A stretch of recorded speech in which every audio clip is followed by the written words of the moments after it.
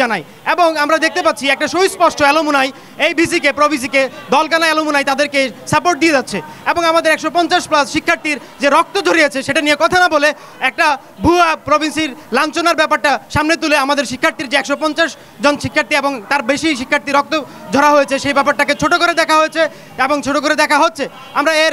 তীব্র নিন্দা এবং এই দ্রুত শাস্তি ব্যবস্থা করতে চাই এবং আমরা চাই এবং যারা যেসব শিক্ষার্থী ভিওকি নামে সংগঠন এবং ভিসির মদদে যেসব চ্যাট এবং যেসব হিস্টোরি এবং যেসব ভিডিও বের হয়েছে তাদের আমরা চাই যে সুস্পষ্ট বিচার এবং তাদেরকে তাদের শিক্ষার্থী বাতিল তাদের শিক্ষার্থীর যে স্ট্যাটাস সেটা বাতিলের সহযোগিতায় যেসব কর্মচারী এবং ভিসি যারা এর মদত দিয়েছে পিছন থেকে ক্যাম্পাসে একটা নির্দিষ্ট ছাত্রদল এবং যুবদলের রাজনীতি ঢুকানোর জন্য তাদেরকে আমরা অতি দ্রুত এখান থেকে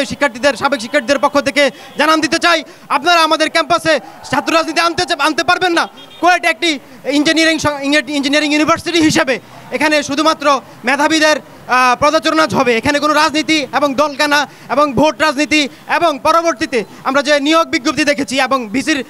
ভিসির বিরুদ্ধে যেসব এলিগেশন এসেছে যে সে তার নিজস্ব আত্মীয় স্বজনকে 5ই আগস্টের পরে আমরা যে বৈষম্য বিরোধী বাংলাদেশে বসবাস করছি সেখানেও সে তার নিজস্ব দলের লোকদেরকে 4 খলিফা সহ সে দলের লোকদেরকে এখানে নিয়োগ দিচ্ছে এবং সে এই নিয়ে যে মিডিয়ার যে রিপোর্ট এসেছে সেই রিপোর্টের পরিপ্রেক্ষিতে সে এখন পর্যন্ত ছাত্রদলের যে দৌরত্ব এবং ছাত্রদলের ক্যাডারদেরকে আমাদের ক্যাম্পাসে ঢোকার ব্যবস্থা করে দিয়েছে এবং শিক্ষার্থীদেরকে আমাদের কোমলমতি ছোটো ভাইদেরকে সেই আহত করার ব্যবস্থা করে দিয়েছে, সেটা আমরা তীব্র নিন্দা জানাচ্ছি এবং আমরা হুঁশিয়ার দিতে চাই যারা এইসব ঘটনার মদত দিচ্ছে তাদেরকে আমরা বলতে চাই কোয়েটে কোনো ধরনের ছাত্র রাজনীতি চলবে না, এটা অডিয়েন্সে জারি করতে হবে, শুধুমাত্র একটা নোটিশ প্রদান করে এখান থেকে দায় সারাভাবে এটা আমরা তাদেরকে এটা করতে দিব না, অডিয়েন্সে জারি করতে হবে এবং যারা এসব ঘটনার সাথে তৎপর ছিল এবং জড়িত ছিল তাদেরকে আমরা চাই যে বিচার ব্যবস্থায় আইনে আমাদের কুয়েটে আজীবনের জন্য ছাত্র রাজনীতি যে কোনো ধরনের শিবির হোক, ছাত্রদল হোক, ছাত্রলীগ হোক, ছাত্র মৈত্রী, ছাত্র ইউনিয়ন সবার রাজনীতি নিষিদ্ধ করতে হবে। আমাদের এই দাবি আমরা চাই